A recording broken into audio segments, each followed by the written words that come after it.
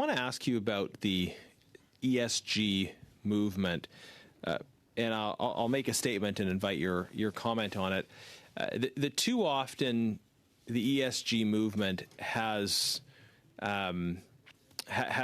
led to a kind of exclusive focus on the E and ignoring social and governance consequences as well as strategic consequences for certain decisions.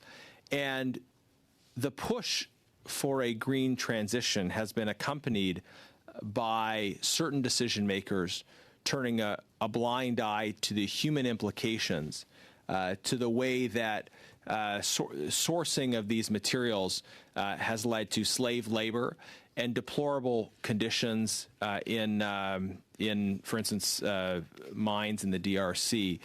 And I know you've done a great deal of work on the Uyghur genocide, which is part of this as well.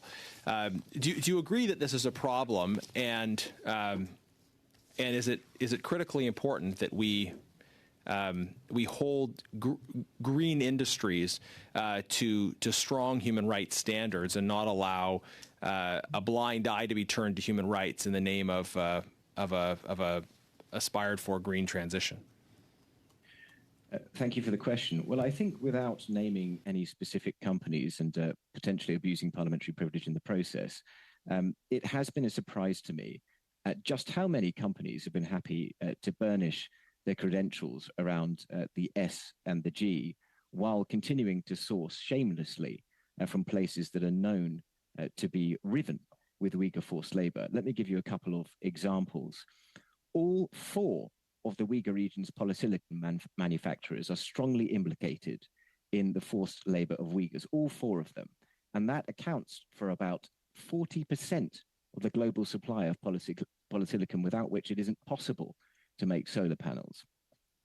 Key actors in the lithium processing and distribution supply chain, they are very strongly connected to forced labor transfer schemes. You know, these schemes, government-sponsored schemes, where people mainly from ethnic minorities are effectively dumped in companies and where they have to work against their will.